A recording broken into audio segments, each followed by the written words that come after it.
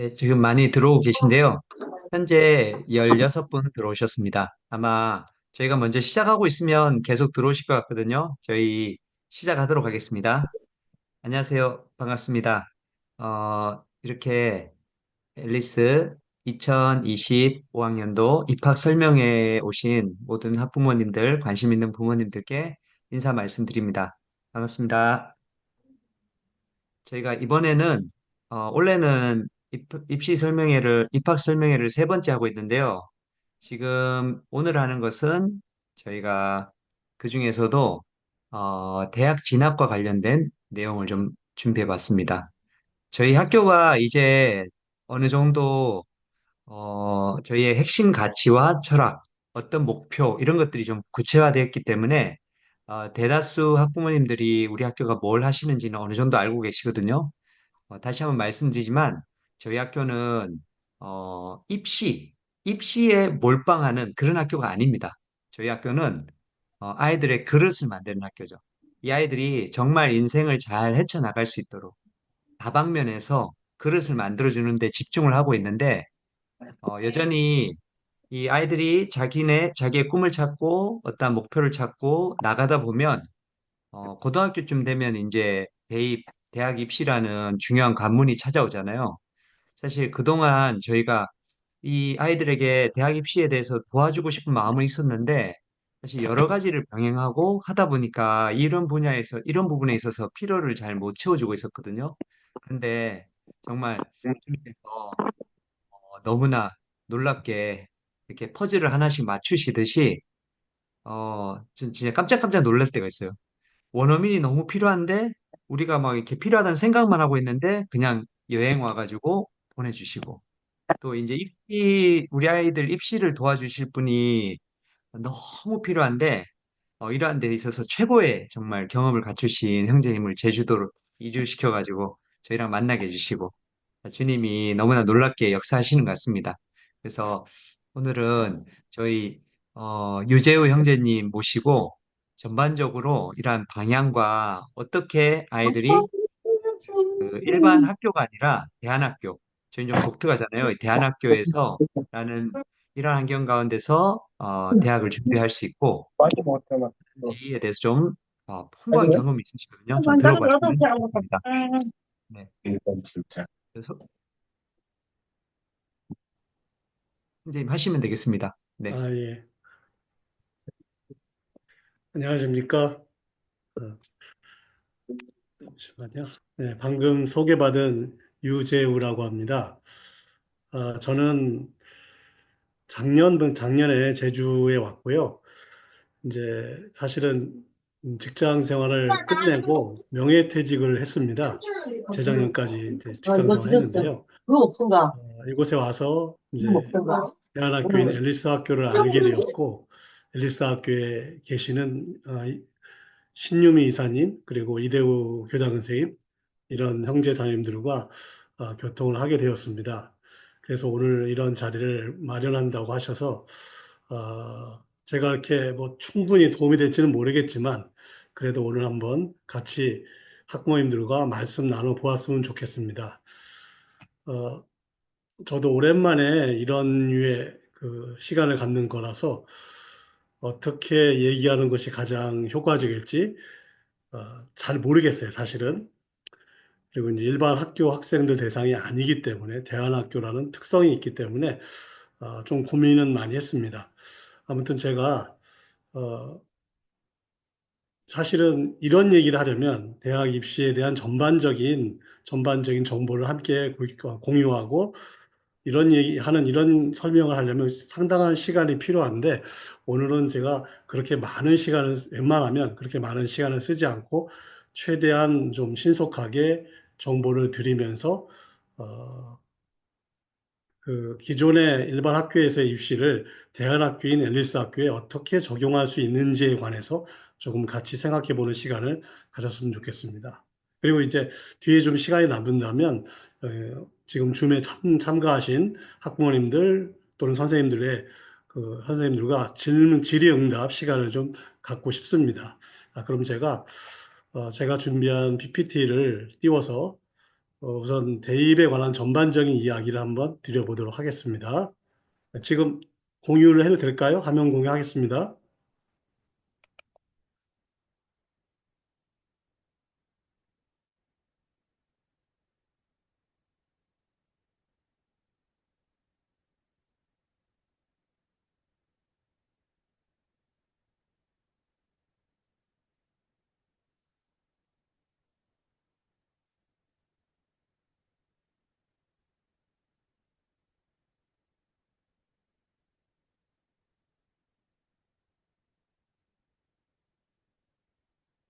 예, 들어가기 전에 제가 이렇게 줌으로 이런 류의 시간을 갖는 게 너무 오랜만이라서 아무 이야기가 안 들리니까 조금 어색하네요. 죄송합니다만 그 지금 들으시는 교사 선생님들 또는 학부모님들 중에 주변 환경이 조용하신 분들은 오디오를 좀 켜주시면 어떨까 싶습니다.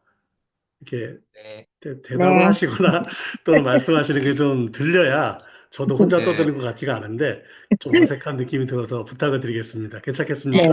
네, 들으신 분들은 좀 켜서 대화하듯이 얘기했으면 좋겠습니다.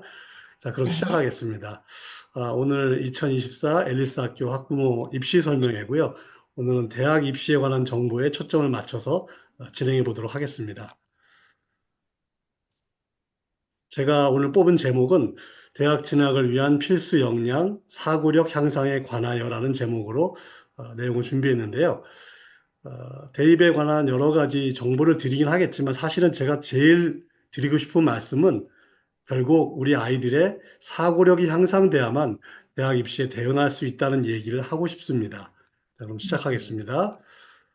아마 지금부터 드리는 말씀들은 또 여러 학부모님들이 이미 알고 계신 것일 수도 있습니다. 그렇지만 또 잘 음, 모르시는 분들도 있기 때문에 기본적인 얘기를 좀 하도록 하겠습니다.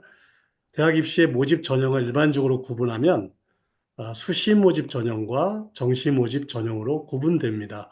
수시 모집 전형은 주로 대학별로 각각의 계획에 따라서 대학별 기준도 있고요. 그리고 대학별 고사를 보기도 합니다. 대학별 시험이라는 건 예를 들면 논술 같은 거죠. 이렇게 선발하는 게 수시 모집이고요. 이것은 대학마다 시기도 다 다릅니다. 그리고 음, 정시 모집은 모든 대학들이 일정한 시기에 수능 점수를 반영해서 선발하는 그런 전형입니다. 오늘 수능이 있었죠. 수능이 끝나면 수능 네, 점수 발표되고 12월 말경에 이제 정시 모집 원서 접수를 하고 1월 달에 전형이 시작됩니다. 이것은 거의 모든 대학들이 같은 시기에 동시에 하게 되어 있습니다. 자, 그러면 오늘 이제 주로 학부모님들과 나누고 싶은 이야기는 수시 모집에 대한 것인데요. 정시 음, 모집의 비율은 대략 서울권 기준으로 약 40%이고요. 수시 모집의 비율은 정원의 약 60% 정도 됩니다. 자, 수시 모집에는 음, 어떤 전형들이 있는지 간단히 알아보면요. 제일 먼저 수시 모집에서 가장 비중이 큰 학생부 종합 전형, 두 번째로 음, 학생부 교과 전형. 학생부 교과 전형은 아마 전체 모집 인원의 한 10% 전후 차지하고 있습니다. 최근에 좀 증가한 전형입니다. 세 번째가 논술과 같은 대학별 고사를 치는 그런 전형이 음, 있고요. 네 번째가 예체능계 중심의 실기 전형이 있습니다. 네, 마지막으로 음, 기타 이제 특수한 전형이 있는데 이것은 그렇게 인원은 많지 않고요.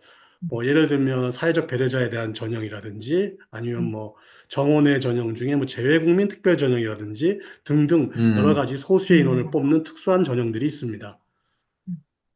그 다음에 이제 수시 모집의 각각의 전형의 특징들을 한번 알아보도록 하겠습니다. 제일 첫 번째로 학생부 종합 전형의 주요 특징을 알아보겠습니다. 학생부 종합 전형은요, 학교 생활을, 고등학교죠. 학교 생활을 통해서 충실하게 자질을 쌓아온 인재를 선발하는 게 주요 목적입니다. 학교 생활 얼마나 음, 충실하게 잘했냐, 그런 학생을 뽑는 전형이죠. 어떻게 평가를 하냐면요. 생활기록부, 즉 학생부라고 합니다. 여기서 학생부는 학교 생활기록부의 약자입니다. 학생부에 기재되어 있는 이수 과목, 과목별 성적, 그 다음에 과목별 음, 세부 능력 특기사항, 이것은 교사들이 적는 겁니다. 이런 것들에 대한 정성 평가를 합니다. 정성 평가는 좀 어려운 용어인데 그냥 질적인 평가다, 양적 평가가 아니라 질적 평가다 이렇게 이해하시면 되겠습니다. 그 다음에 음, 서류 평가를 먼저 한 다음에 두 번째로 면접을 봅니다. 보통 학생부 종합전형은 대부분 다 면접이 있습니다. 그래서 음, 서류와 일치하는지를 검증합니다. 음, 음, 대학에 따라서는 지원자 전체에 대해서 서류와 면접을 다 보는, 즉 일괄 전형을 하는 대학도 있고요. 음, 또 상당수의 대학들은 먼저 서류를 통해서 뭐 3배수, 4배수, 5배수 정도를 한번 걸은 다음에 그 걸은 인원에 대해서 면접을 보는 방식으로 단계별 전형을 하기도 합니다.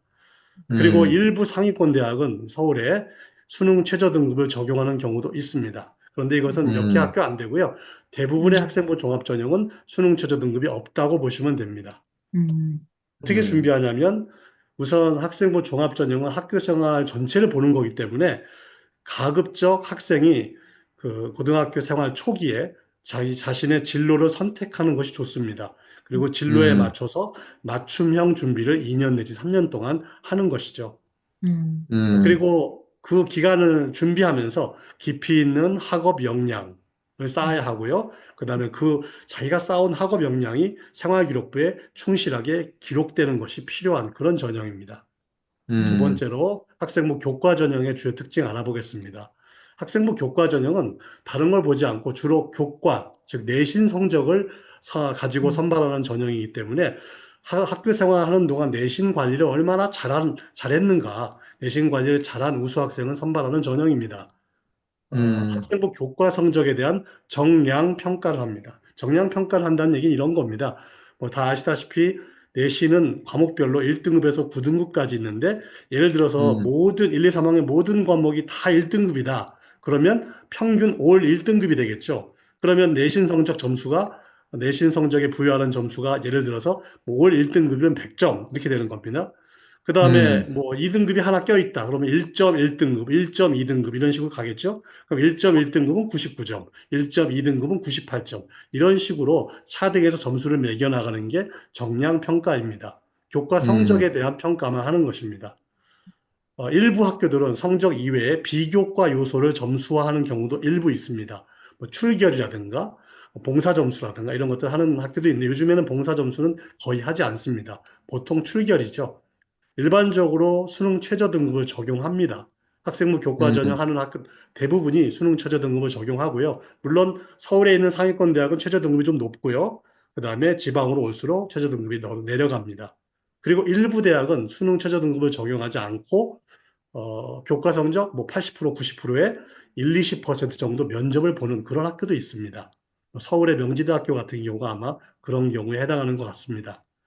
자, 음, 그러면 앨리스 학교에 재학 중인 학생들처럼 이제 검정고시를 보는 경우는 내신이 없잖아요. 학생부 교과 성적이 없는데 이런 학생들은 지원할 수 있는가? 예, 지원할 수 있도록 열어둔 대학들도 있습니다. 그러면 어떻게 음, 하느냐면 검정고시 점수를 가지고 내신 성적을 점수를 부여해 주는 거죠. 이것을 비교 음, 내신이라고 하는데요. 예를 들어서 검정고시 7과목에 평균 점수가 100점이다. 다 만점 맞았다는 얘기죠. 그런 학생에 음, 대해서 비교 내신으로 뭐이 학생을 내신 3등급으로 인정해 준다. 뭐 내신 2등급으로 인정해 준다. 이렇게 하는 것이죠. 네, 이렇게 하는 대학들도 일부 있습니다. 자, 준비 방법은 대학별 내신 반영 방법을 고려하여서 지원 대학을 선택해야 하고요. 대학별 내신 방법이 다 똑같지가 않거든요. 다 다릅니다. 반영 과목도 다르고요. 단위 수도 다르고 다 다릅니다. 음, 검정고시 출신자의 경우에는 일단 검정고시 점수가 높아야 됩니다. 어느 정도 높아야 음, 되냐면 제가 한번 이걸 그 BL 소프트에서 제공하는 그 검정고시 그 내신 성적 그 산출 사이트에 가서 확인해 보니까 아무리 못해도 평균 95점은 넘어야, 95점 이상이어야 교과 전형에 지원할 수 있겠더라고요. 물론 100점이면 음, 가장 좋고요. 그리고 음, 수능 최저 등급이 있기 때문에 수능 대비 전략도 필요합니다. 수능 최저 맞추려면 수능 4개 영역 중에서 적어도 2개 정도 혹은 1개를 요구하는 학교도 있습니다. 1개나 2개에서 뭐 2등급, 3등급, 뭐 2개를 합쳐서 몇 등급, 뭐 합쳐서 합 5등급, 합 6등급 이런 식으로 수능 최저가 음, 요구됩니다. 자, 이게 학생부 교과 전형이고요. 세 번째가 대학별 고사 전형인데 대학별 고사 전형의 가장 대표적인 전형이 바로 논술 전형입니다. 논술은 음, 등장한 지가 꽤 오래됐죠. 사실 논술이라는 수단은 서울에 있는 대학들이 굉장히 음, 선호하는 수단입니다. 왜냐하면 논술이라는 이 시험을 통해서 학생들의 학업 능력, 즉 사고력을 적절하게 평가할 수 있다라고 믿기 때문이에요. 실제로 음, 논술 잘 쓰는 학생들이 실제로 학업 능력, 사고력이 높은 게 사실입니다. 그래서 논술 음, 전형이 꽤 오랫동안 지속되고 있는데요. 특징 간단히 살펴보면 대학교를 고사인 논술을 통해서 사고력이 높은 학생을 선발하는 전형이고요. 평가 절차는 논술고사 성적을 주로 반영하고 보통 음, 논술고사 성적 100% 반영인 학교도 많고요. 그리고 일부 뭐 20%, 30% 정도 학생부 성적을 정량 평가에서 반영하는 학교도 있습니다. 그런데 학생부 성적이 그렇게 큰 영향을 미치지는 않고 약간의 영향을 미칩니다. 일반적으로 수능 최저 등급을 적용합니다. 물론 일부 수능 최저 등급이 없는 대학도 있습니다. 서울권에 음, 있는 주요 대학들은 대부분 수능 최저가 있고요. 서울의 일부 대학, 그다음에 수도권 대학들은 수능 최저가 없는 경우도 있습니다. 음, 서울대학교는 논술 전형이 없습니다. 과거에 있었는데 지금은 없습니다. 음, 자, 논술 전형은 어떻게 준비해야 되는가? 지원 경쟁률이 매우 높아요. 아마 모든 수시 음, 전형 중에 논술 전형이 제일 높을 겁니다. 대체로 한 50대 1에서 한 70대 1, 100대 1 뭐 이렇게 올라갑니다. 음, 의예과를 뽑는 경우도 일부 있는데 100대 1 보통 넘습니다. 인원도 얼마 안 뽑는데 굉장히 많이 음, 몰립니다. 그런데 여기서 알아두셔야 될 게 지원 경쟁률은 매우 높으나 실질 경쟁률은 그보다 낮습니다. 실질 경쟁률이라는 음, 건 뭐냐면 이제 어떤 대학에서 만일 뭐 경영학과 학생을 10명 뽑는데 논술 전형으로 10명 뽑는데 100명이 지원했다. 그러면 10대 1이겠죠? 1000명이 지원했다. 그러면 100대 1이겠죠. 그런데 이렇게 음, 지원한 학생들이 전부 다 시험 보러 논술 시험 보러 오지 않거든요. 음, 결시율이 꽤 높습니다. 제가 논술 감독을 많이 해봤는데 결시율이 보통 40% 내외, 어떤 학교는 50%까지 결시가 나옵니다. 그리고 음, 수능 최저 등급이 있는 경우는 최저를 못 맞추는 내가 수능을 봤는데 가채점 해보니까 최저를 못 맞출 것 같아. 확실하게. 이런 학생들은 또 보러 오지 않거든요. 또 보러 왔다 하더라도 나중에 수능 최저를 못 맞추면 아무리 논술을 잘 봤다 하더라도 그런 학생들은 떨어지기 때문에 실질 경쟁률에서는 다 빠지는 거거든요. 그리고 이제 음, 또 논술은 한 학생이 여러 개의 원서를 넣기 때문에 보통 6개의 수시를 다 논술로 넣는 학생도 있거든요. 논술로 준비하는 경우는. 그러면 여러 개의 논술 시험 중에 시험 날짜가 겹치는 경우도 있고요. 또 안 보러 음, 가는 경우도 있고, 또 중복해서 합격하면 최종적으로 한 학교만 등록을 하기 때문에 나머지 학교들은 이제 등록을 안 하면 다음 추가 합격이 나오게 되어 있죠. 그러다 보니까 음, 지원 경쟁률은 50대 1에서 100대 1까지 매우 높지만 실질 경쟁률은 제가 경험한 바로는 낮은 경우에는 한 10대 1 전후, 높아봤자 한 음, 20대 1 전후 이 정도가 실질 경쟁률입니다. 음, 만일 50대 1이라면 합격 확률이 2%밖에 안 되지만 이게 20대 1이나 10대 1이라면 합격 확률이 20% 또는 뭐 한 15% 이렇게 달라지지 않습니까? 이게 음, 논술의 특징입니다. 자, 논술은 사고력과 순발력의 싸움이고요. 집중적인 훈련이 필요합니다. 여기서 음, 사고력이라는 주로 이따가 사고력 좀 설명드리겠습니다. 논술에서 요구하는 사고력이 따로 있습니다. 집중적으로 연습해야 합니다. 그리고 아무리 사고력이 좋아도 사고력을 발휘하는 속도가 느리고 글을 쓰는 속도, 글을 읽고 쓰는 속도가 느리다면 논술에서는 승산이 없습니다. 순발력이 굉장히 중요합니다. 집중적인 훈련 음, 필요하고요. 적어도 아무리 못해도 6개월 내지 혹은 한 1년 정도의 훈련이 필요합니다. 자, 훈련하는 음, 가장 좋은 방법은 대학들이 제공하는 논술 전형 자료라는 게 있거든요. 대학별 입학처 홈페이지에 가면요. 논술 자료집 또는 뭐 논술 길라잡이 등등 그동안의 논술 전형에 관한 그 학교의 논술 전형에 관한 여러 가지 정보를 제공해주는 책자가 있습니다. PDF 파일로 음, 다운로드 받을 수 있고요. 뭐 기출 문제도 있고 모의 문제도 있고 출제 의도에 대한 해설도 있고 그다음 모범 답안도 있어요. 심지어는 예. 채점 기준도 음, 있고요. 이런 것들이 다 들어 있습니다. 그래서 이 대학별로 제공하는 논술 전형 자료를 기출문제와 함께 충실히 분석하고 이를 철저히 활용하여 준비하면 됩니다. 근데 말은 이렇게 음, 쉬운데 실제로 준비하는 건 그렇게 만만치 않습니다. 적어도 1년 음, 정도 전문 지도를 받으면서 훈련하는 것이 필요합니다. 음, 그러니까 뭐 2, 3주 또는 뭐 한 달 이 정도 준비하면 거의 합격은 기대할 수가 없다라고 말씀드릴 수 있습니다. 그 다음 음, 보겠습니다. 자, 그러면 이제 여러 전형들, 제가 주요 전형들 세 가지 말씀드렸는데, 그러면 이제 수험생은, 특히 앨리스 학교에 있는 검정고시를 봐야 하는 이 학생들은 어떤 전형을 수시 모집을 만약에 치른다면, 대학 입시에서 수시 모집을 지원한다면 어떤 전형을 선택하는 게 좋을까? 자, 그 얘기를 음, 잠깐 해보겠습니다. 자, 교과 활동, 비교과 활동을 통해서 전공 적합성을 좀 깊이 있게 심층적으로 기를 수 있는 학생이라면 학생부 종합 전형이 가장 유리합니다. 여기서 교과 음, 활동이라는 건 뭐 국영수, 사회과학 같은 과목을 공부하는 것을 말하고요. 비교과 활동이라는 것은 이제 뭐 여러 가지 독서 활동, 자율 활동, 봉사 활동, 동아리 활동, 진로 탐색 활동, 탐구 활동 등등 이런 활동을 말합니다. 이런 활동들을 통해서 전공 적합성을 기를 수 있다면 종합전형이 잘 어울리고요. 사실은 음, 애리스 학교 같은 그 대안학교 같은 경우에는 대안학교의 교육 프로그램이라든지 교육 과정이 종합전형을 준비하기에 유리한 면도 있습니다. 왜냐하면 다양한 음, 비교과 활동을 하고 있기 때문이죠.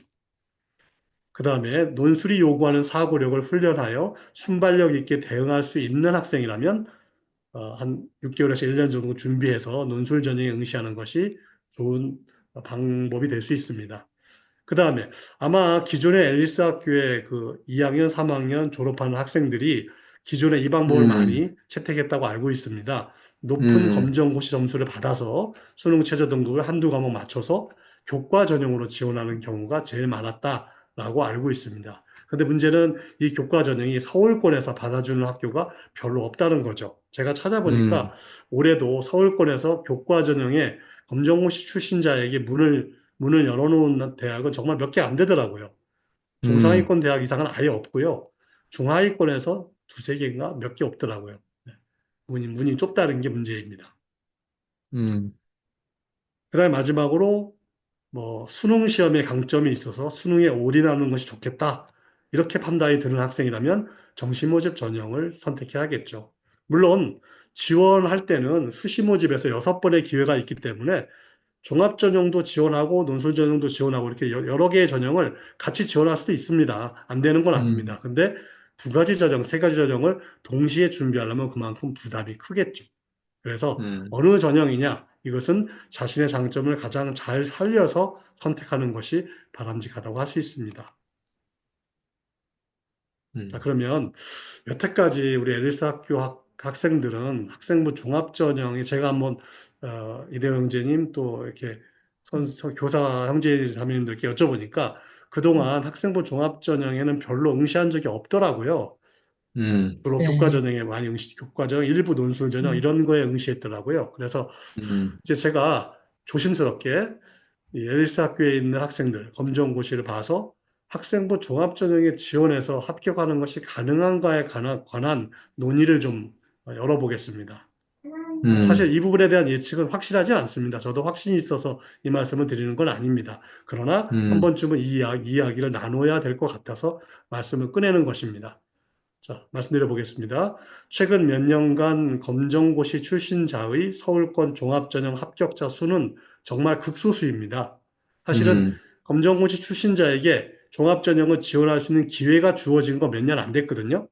이제 이게 음, 2017년인가 헌법소원에서 그 헌법재판소 판결 난 이후로 아마 대학들이 받아주기 시작했는데 제가 알고 있기로는 서울권 전체에서 한 해에 10명 내외 정도의 합격자가 나오고 있다고 들었습니다. 요즘에는 조금씩 늘어나고 음, 있는데 어쨌든 인원은 적습니다. 따라서 음, 확률적으로 쉽지 않은 게 사실이죠. 음, 서울권 대학의 경우에는 지원 자격은 아마 제가 알고 있기를 한 거의 30개 가까운 대학이 정규 고등학교가 아닌 검정고시 출신자들에게 학생부 종합전형 지원 자격을 주고 있습니다. 네, 음, 자격은 주었어요. 열어놨죠. 그런데 내신 성적과 교과 세부 능력 특기사항, 즉 세특 정성 평가에서 불리한 것이 사실입니다. 음, 불리하죠. 왜냐하면 내신이 1등급, 2등급인 학생들이 일반 고등학교에는 많은데, 정규 학교에는 많은데, 음, 검정고시는 보통 대학들이 검정고시 만점을 받아도 한 3등급 정도 수준으로 봐주기 때문에 1, 2등급으로 봐주질 않기 때문에 불리하죠. 그리고 특기사항 같은 경우에도 검정고시 출시자들은 생기부가, 학생부가 없다 보니까 어떤 좋은 기록을 제시하기가 어렵지 않습니까? 그러니까 불리한 건 음, 사실입니다. 하지만 제가 이런 말씀을 드릴 수 있습니다. 그동안 검정고시 출신자들이 이 학종에 지원했을 때 제가 알고 있기로는 일단 지원자 자체가 많지 않았고 학종에 음, 지원한 학생들이 그렇게 많지 않았고 그다음에 그 지원자들조차도 제대로 준비해서 학종에 맞게 제대로 준비해서 지원한 경우가 많지 않았기 때문에 약간 음, 준비해서 대충 서류 꾸며서 이렇게 했기 때문에 합격이 안 나왔다고도 볼 수 있어요. 그런 면도 있습니다. 따라서 음, 정규 고등학교에서 3년간 준비해서 지원하는 학생들처럼 우리 음, 대안학교에서도 어느 정도 충분한 준비를 해서 경쟁력을 갖춰서 지원한다면 정말 의외의 결과도 가능할 수 있을 것이다라고 저는 조심스럽게 예측합니다. 자, 그렇다면 음, 핵심이 뭐냐? 일반고 학생들은, 정규 고등학교 학생들은 학생부가 있는데, 이제 우리 에리스 학교 같은 대안학교 학생들은 학생부가 없어요. 그렇기 때문에 음, 뭘 낼 수 있게 돼 있냐면 선택 서류로 학생부 대체 서류라는 걸 낼 수가 있게 돼 있습니다. 그리고 음, 그 대체 서류에 기록한 항목들, 보통 항목들은 뭐 5개에서 많은 학교는 15개까지 낼 수 있는데 그 활동들을 증빙하는 자료를 같이 낼 수 있게 돼 있습니다. 그러니까 두 가지 음, 자료죠. 학생부 대체 서류라는 목록 자료하고 그다음에 그것을 증명하는 증빙 자료하고 이 두 가지 서류가 일반 고등학교의 학생부와 동등한 효력을 발생시키는 그런 자료입니다. 이걸 어떻게 음, 준비하느냐가 관건인 것이죠. 결론을 말씀드리면 검정고시 출신자의 학생부 종합전형 지원은 합격 가능성은 낮으나 저는 도전해볼 가치가 있다고 생각합니다. 왜냐하면 음, 대안학교의 교육과정 자체가 학생부 종합전형에 어느 정도 부합되는 측면이 있기 때문입니다. 음, 네. 그 다음 음, 이야기 해보겠습니다. 네. 옆에 사진을 보시면 어두운 밤인데 빛나는 불빛이 보이시죠? 학생부 음, 종합전형의 전망은 어둡지만 한번 불을 밝혀보자는 의미에서 이런 사진을 써봤습니다. 사실 이게 음, 저희 집 사진입니다. 와. 자, 오, 학생부 음, 종합전형에서 대학들이 수험생의 자질을 평가하려 할 때 가장 중요하게 보는 측면은 무엇인가? 서류에서 학생부를 보고 심층 면접에서 학생을 직접 대면해서 질문을 하는데 음, 대학은 뭘 가장 중요하게 보는가? 이 네 가지입니다. 음, 진실성, 자기주도성, 심층성, 차별성입니다. 이 네 가지를 가장 중요하게 봅니다. 자, 음, 진실성이란 뭐냐면 서류에 기록된 수험생의 활동과 그 역량이 정말 과장 없이 참된 것인가? 과장 음, 되게 심하거든요. 과장 많이들 음, 하거든요. 그래서 음, 검증합니다. 이 기록대로 정말 수험생이 그런 역량을 갖췄는가? 면접에서 음, 여실히 증명이 되겠죠. 두 번째가 자기주도성. 여러 가지 활동했다고 했는데, 스스로 자기주도적으로 그런 활동을 계획하고 설계하고 해낸 것인가? 아니면 누구의 도움을 음, 받은 것인가? 물론 도움 받을 수도 있어요. 그렇지만 자기주도성이 가장 중요합니다. 세 번째는 활동을 많이 했는데 그 과정과 성과가 얼마나 깊이 있는 것인가가 중요합니다. 깊이가 음, 없는 그냥 표면적인 누구나 할 수 있는 겉핥기식의 활동은 아무 의미가 없어요. 아무리 많이 했어도. 결국 음, 양보단 질이거든요. 그래서 음, 상기부에 기록된 교과, 비교과 활동들이 얼마나 심층성이 있는가가 대단히 중요합니다. 자, 심층성과 차별성은 사실은 동전의 양면인데요. 심층성이 있는 학생이 사실은 차별성이 있을 수밖에 없어요. 다른 수험생과 비교해서 차별화된 측면이 있는가. 이런 음, 내용들은 기록을 보니까 이건 아무나 할 수가 있는 게 아닌데, 이 정도까지 했다면 정말 이 학생은 남다른 면이 있는데, 이렇게 보이는 게 바로 차별성이겠죠. 그다음 음, 넘어가 보겠습니다. 학생부 종합전형에서 대학들이 수험생의 자질을 평가하려 할 때 주로 평가하는 평가 요소는 무엇인가? 다음 네 가지입니다. 첫 번째, 학업 능력. 이게 제일 중요하죠. 대학들이 학생을 음, 뽑을 때 제일 중요한 건 우리 대학에 뽑아주면 이 학생이 와서 공부 정말 잘하겠는가, 학업을 음, 정말 깊이 있게 잘하겠는가가 제일 중요하겠죠. 음, 두 번째가 발전 가능성, 세 번째가 사회적 관계에서 나타나는 행동 특성, 네 번째가 인성입니다. 음, 사실은 여기서 학업 능력이 차지하는 비중이 제일 커요. 네 가지 중에서 음, 아마도 제가 볼 때는 학업 능력이 50% 이상이라고 보여지고요. 대학에 따라서는 거의 7, 80% 학업 능력에 초점을 맞추는 대학도 있습니다. 음, 학업 능력은 어떻게 뭘 갖고 보느냐? 생활기록부에 기록된 객관적으로 산출된 학업 성적, 그다음에 음, 생활기록부의 각종 특기사항에 잘 드러나 있는 학생의 사고력 수준, 이런 것들을 가지고 평가합니다.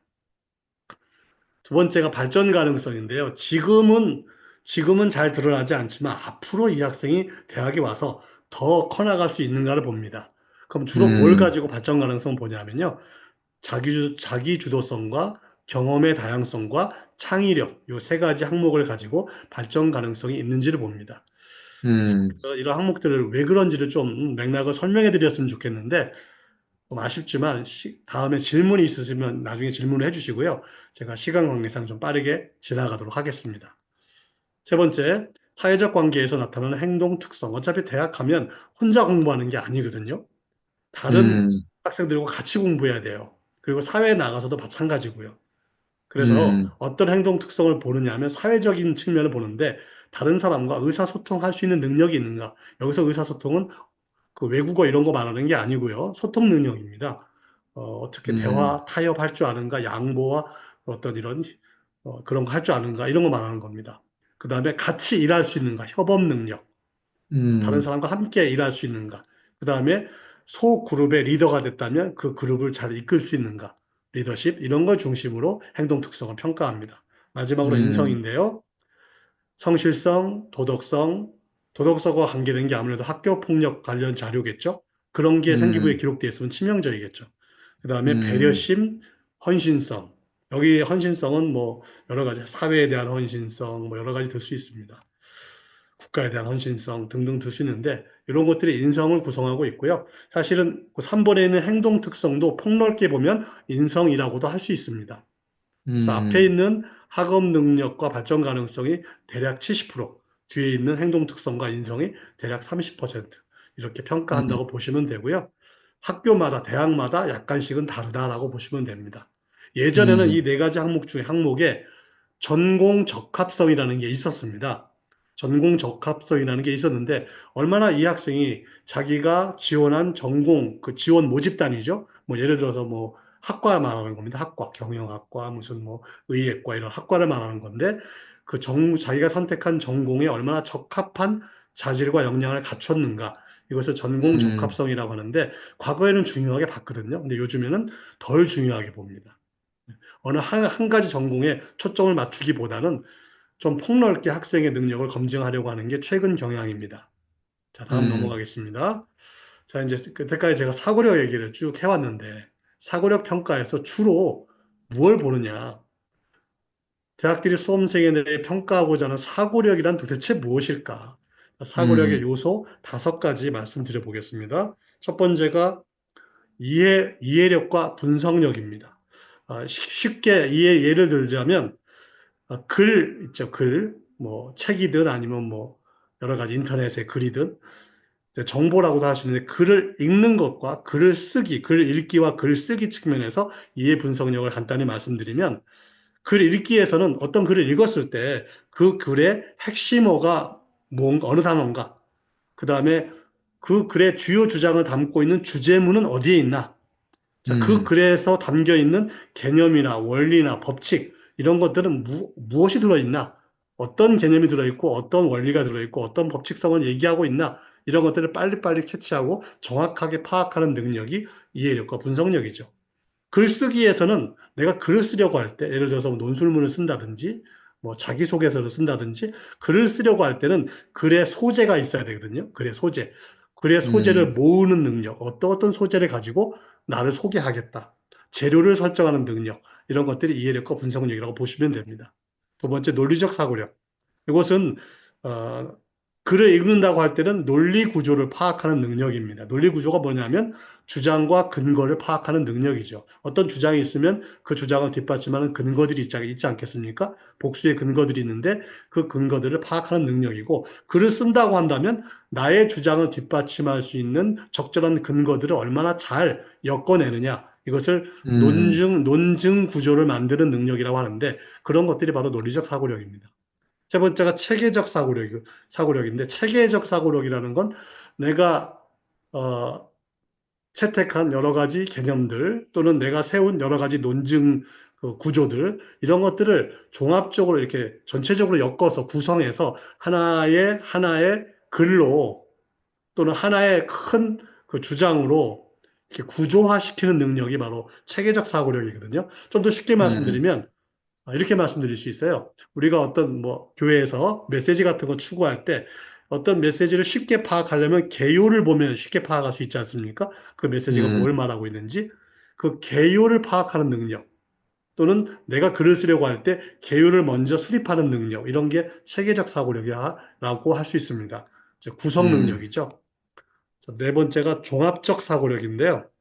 이것은 다양한 관점에서 접근할 수 있는 능력을 말합니다. 어떤 주제를 내가 이야기하려고 할 때, 또는 어떤 주제에 대해서 내가 탐구하려고 할 때, 다양한 관점에서 접근할 수 있는 능력을 말하고요. 왜냐하면 여러 관점이 종합돼야 제대로 된 탐구가 될 수 있거든요. 음, 이것을 이제 사회과학에서는 뭐 가학문적 접근이라고도 합니다. 종합적 사고라는 건 그런 측면을 말하고요. 마지막으로 음, 창의적 사고력인데, 창의적 사고력은 조금 이따가 자세하게 살펴보도록 하겠습니다. 이처럼 이해 분석이 가장 기본적인 게 이해 분석력이고요. 근데 이해 분석력이 좋으려면 뭐가 가장 중요하냐면요. 어휘력과 문장력이 되게 중요합니다. 음, 어휘를 모르면 이해 분석이 불가능해요. 그다음에 문장 구조를 빠르게 파악할 수 있는 능력이 없으면 역시 분석도 어렵습니다. 그렇기 음, 때문에 어려서부터 독서를 많이 해야 되는 것이죠. 또 뉴스도 음, 좀 봐야, 신문 기사, 논설 이런 것도 좀 많이 읽어야 됩니다. 독서가 음, 이해 분석력에 굉장히 크게 기여하기 때문입니다. 음, 그 다음 얘기 이어가겠습니다. 두 번째로 창의력인데, 사실은 이 어려운 개념이잖아요. 창의력. 되게 대단히 모호하다고, 모호한 개념이라고도 할 수 있고요. 대학들이 수험생에 대해 평가하고자 하는 창의력은 도대체 무엇인가? 네, 첫 번째가, 시간상 좀 빠르게 넘어가겠습니다. 역시, 응용 능력입니다. 응용 능력. 음, 내가 알고 있는 지식이나 어떤 정보나 또는 개념, 뭐 원리 이것을 사례를 든다거나 어떤 다른 데 활용한다든가 이런 걸 말하는 거죠. 네. 예를 들어 음, 아치의 원리를 가지고 뭐 건축에 활용한다든가 아치의 원리 아시죠? 건축에서 아치의 원리가 적용되면 그 무게를 적절하게 분산시키고 무너지지 않게 하는데 대단히 큰 역할을 하지 않습니까? 또 수학 시간에 뭐 음, 미분이나 적분 같은 걸 우리 배우는데 제가 이제 경제 전공을 했는데 미분법과 적분법이 경제학에서 그 기업의 비용이라든지 이윤이라든지 이런 거 분석할 때 아주 유용하게 쓰이거든요. 뭐 그런 게 이제 음, 응용 능력이겠죠. 두 번째는 문제 해결 능력. 예를 들면 사회 문제들에 대해서 해법을 찾는 뭐 과정이라든가 뭐 특히 해결하기 어려운 난제들 많잖아요. 음, 트레이드오프에 걸려 있었고 이렇게 하면 저런 A를 추가하면 B가 손실이 일어나고 B를 추가하면 A가 또 문제가 되고 이런 두 가지가 같이 결부되어 있는 이런 경우에 어떻게 어떤 솔루션이 사회적으로 최적이겠는가 이런 것을 음, 해결해가는 능력이 문제 해결 능력이라고 볼 수 있고요. 세 번째가 영역 전이 자, 여러분 저기 암 같은 거 전이라는 말 들어보셨잖아요. 네. 영역 전이라는 건 어느 한 분야에서 만들어진 지식을 원리를 그와 전혀 거리감 있는 다른 분야에 적용하는 능력입니다. 음, 예를 들어서 생물학의 진화론이 있잖아요. 네. 사회과학에도, 사회학에서도 사회 진화론이라는 게 있거든요. 생물이 음, 음, 진화하는 것처럼 사회도 진화한다라고 설명하는 이론이 사회 진화론이에요. 이런 게 일종의 영역 전이에 의해서 생겨난 이론이죠. 정치학에서 음, 보면 정치 과정론이라는 게 있는데 이 정치 과정론에서 투입 산출 모형이 나오거든요. 인풋 아웃풋 해가면서 설명하는데 이거 어디서 가져온 거냐면 뭐 공학에서 그 재료공학이나 이런 공학에서 많이 쓰는 그 음, 원리를 가져온 이야기거든요. 그래서 이처럼 음, 서로 학문을 넘나들면서 개념이나 원리를 이렇게 적용하는 능력이 바로 영역 전이 능력입니다. 음, 네 번째가 사고의 확장 능력이고요. 사고 확장 능력은 오늘날 21세기에 굉장히 중요한 능력이죠. 음, 쉬운 예를 한번 들어보겠습니다. 자, 스마트폰이 등장하고 나서 스마트폰 때문에 없어진 제품들, 산업들이 여러 가지가 있죠. 음, 디지털 카메라 거의 없어졌죠. 음, 기억나시죠? 네. MP3 플레이어 이런 거 다 없어졌잖아요. 왜냐하면 음, 스마트폰 안에 애플리케이션이라는 형태로 다 들어가 버렸지 않습니까? 음, 음, 스마트폰의 기능이 확장돼 버린 거거든요. 음, 오늘날 음, 기업들은요, 경쟁 기업이 이제 누구인가를 알아차리기가 어려울 수가 있어요. 왜? 시장의 경계가 무너지고 있기 때문입니다. 세계적인 음, 자동차 기업들, 테슬라라는 기업이 전기 자동차를 가지고 등장했는데, 테슬라가 원래 그거 하던 기업이 아니잖아요. 음, 음, 전기차, 자동차 기업으로 테슬라가 등장할 거라고 아무도 예상하지 못했거든요. 음, 앞으로 또 미래에는 어쩌면 뭐 LG 그 바이오처럼 배터리 만드는 회사가 자동차 진출할 수도 있거든요. 네. 이처럼 음, 전혀 다른 영역에서 그 사업을 할 수가 있는 겁니다. 왜냐하면 그만큼 장이 점점 확장되고 있기 때문입니다.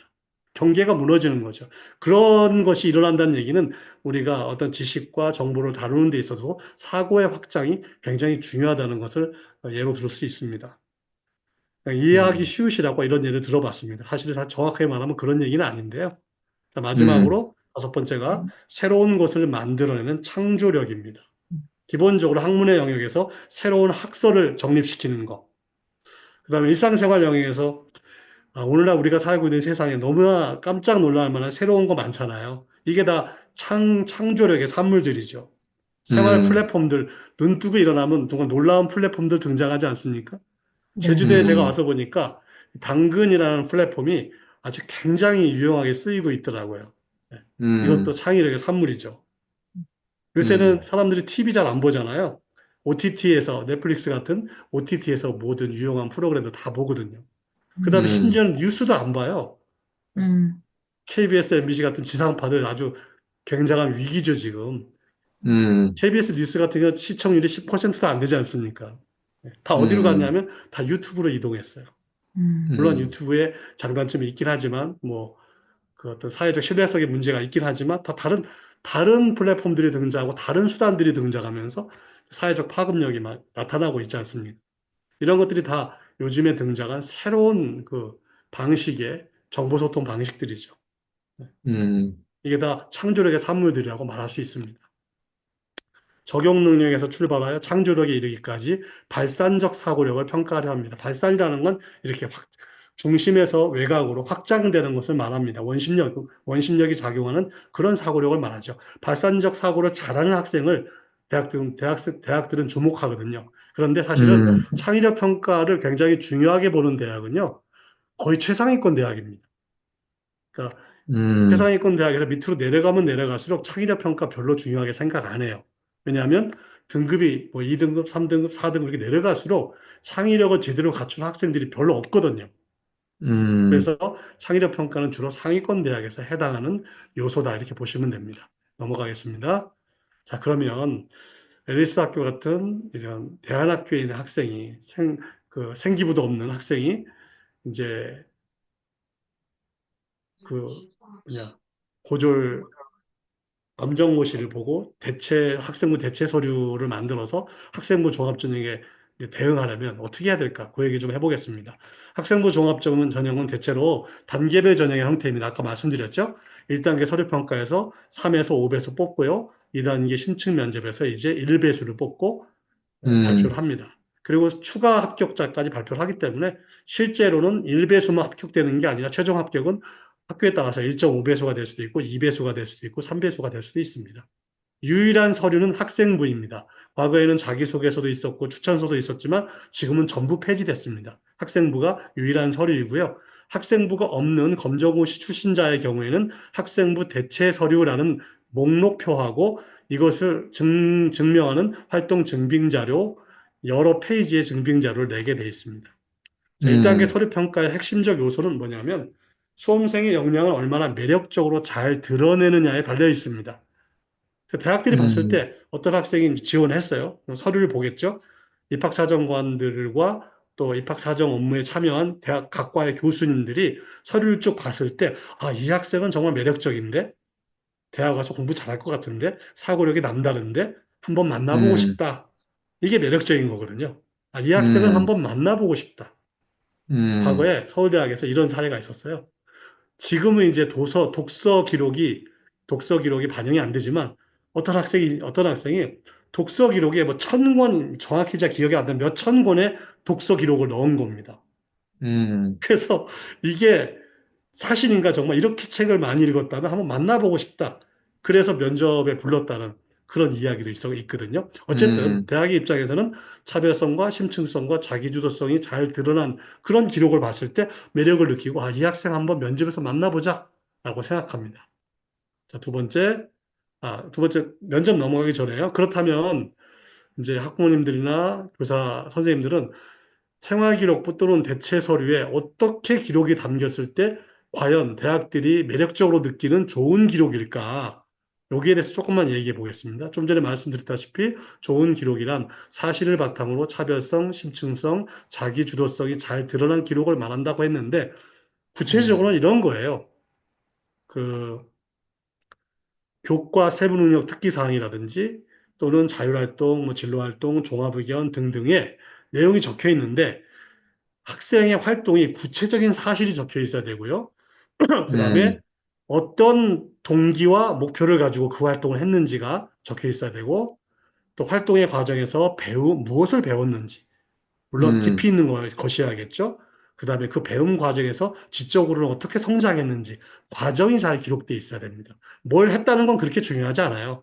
왜?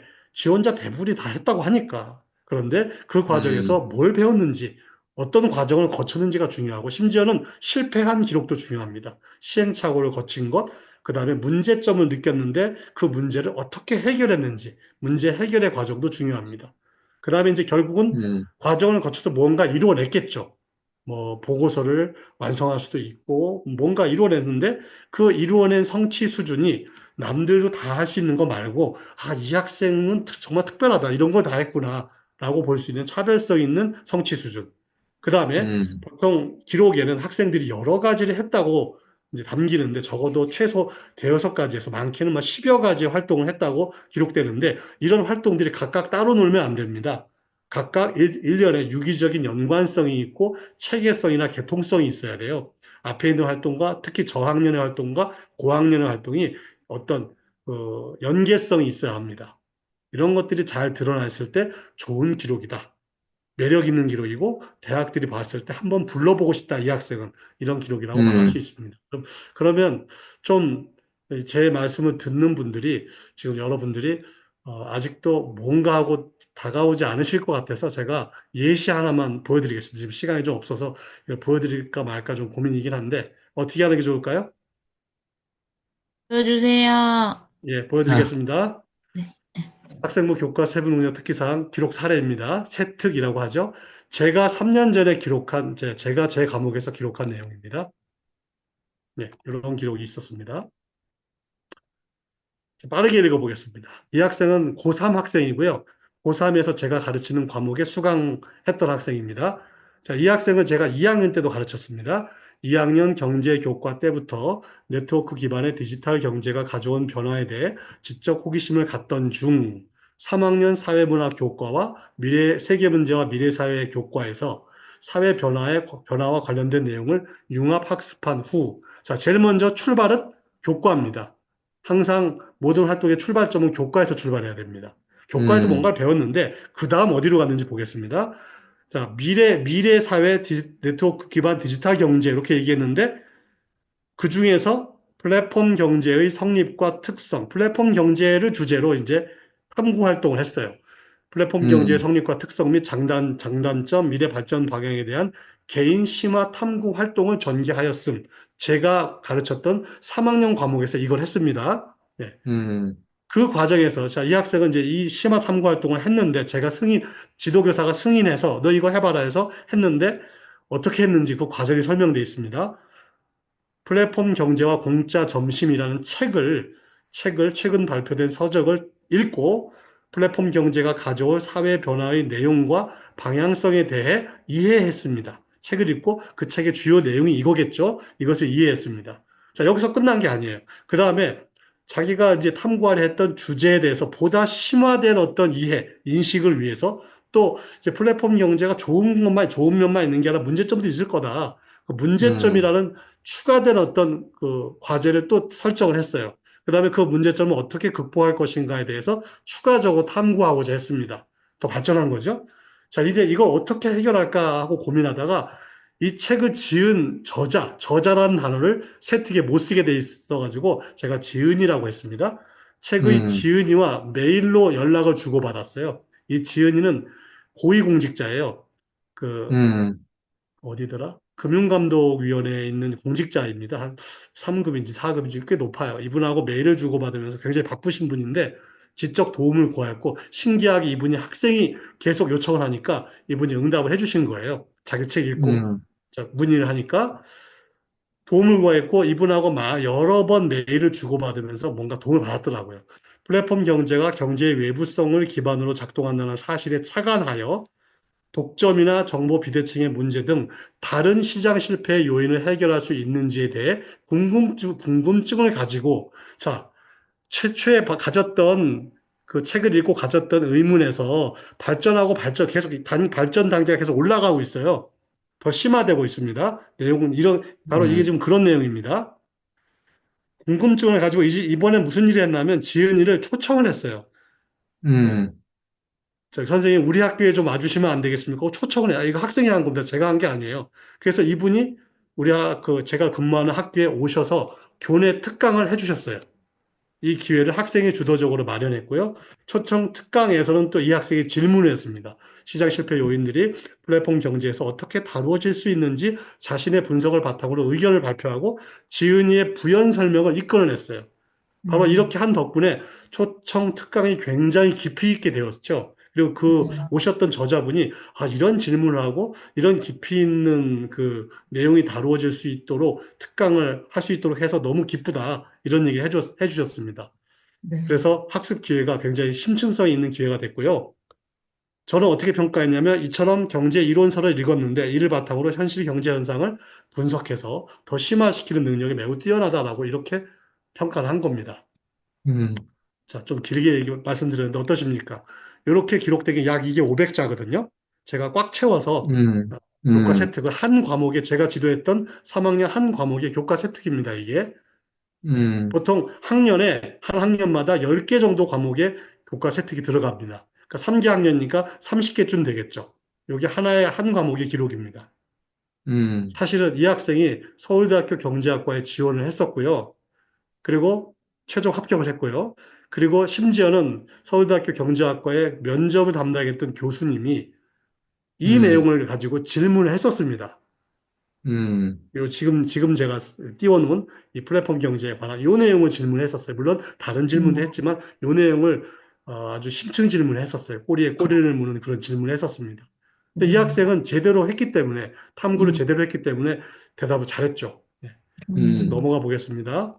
음, 자, 제가 설명드린 것처럼 이 기록에는 구체적인 사실도 들어있고, 동기와 목표도 들어있고, 배움과 지적 성장의 과정도 들어있고, 수준도 남달라 보이고, 또 다른 활동과 유기적인 연관성도 잘 드러나 있습니다.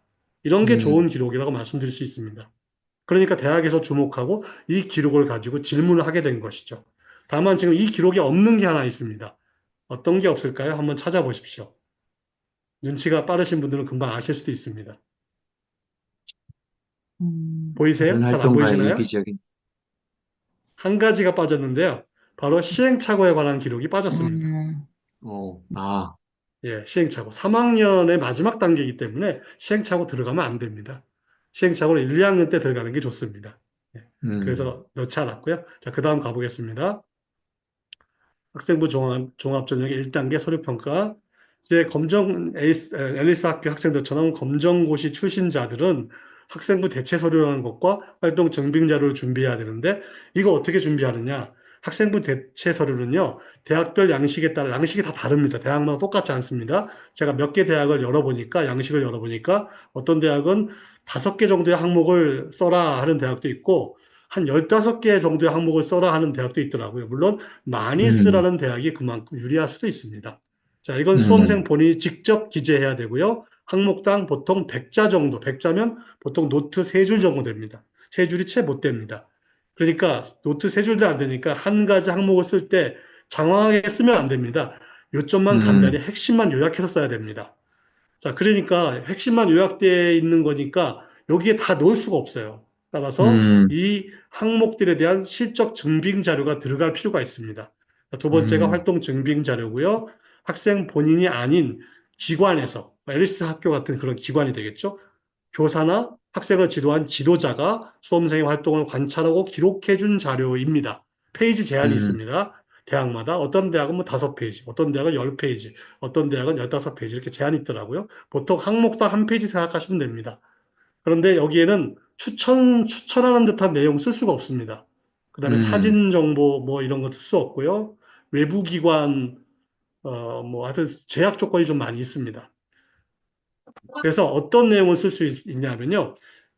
일반 고등학교의 생기부에 그 교과 세특이나 여러 가지 특기사항 집어넣는 그런 내용처럼 앨리스 학교에서 써주면 되지 않을까.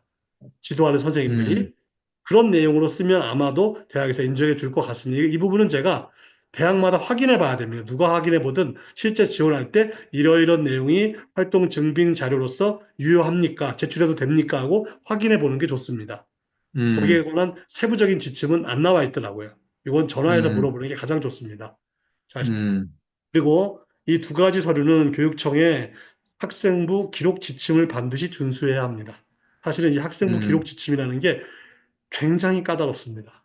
고등학교 선생님들은 이 기록 지침을 지키기 위해서 매년 연수를 하고 있고요. 기록 지침을 음, 담은 책이 한 300페이지 정도 매년 자료집이 나옵니다. 그거 다 음, 준수해야 되거든요. 좀 까다롭긴 합니다. 음, 넘어가겠습니다. 2단계 심층 면접. 대학은 서류를 통과한 학생들에 대해서 심층 면접을 통해서 무엇을 검증하려고 하냐 하면요. 서류에 나타나 있는 수험생의 자질이 정말 그런지, 과장된 건 음, 아닌지, 아니면 그냥 겉으로, 심층성 없이 겉으로만 그렇게 쓴 게 아닌지, 이런 것들을 검증하려 합니다. 특히 수험생의 사고력 수준이 정말 서류에 들어있는 만큼의 사고력 수준이 있는지, 그 다음에 그런 것들이 자기가 계획하고 자기가 뭔가 활동을 계속 구성하고 전개했는지, 이런 것들을 검증하려고 합니다. 그럼 여기서 대학들은 사고력과 자기주도성을 왜 중요하게 여기냐면요. 대학에서의 학업은 중학교, 고등학교에서의 학업보다 이 두 가지 특성이 워낙 중요하기 때문입니다. 대학 와서 공부 음, 잘하는 학생은 사고력이 뛰어나고 자기주도성이 뛰어난 학생들이 대학 가서 잘하거든요. 그 이후에 음, 석사, 박사 가면 더 말할 나위가 없겠죠.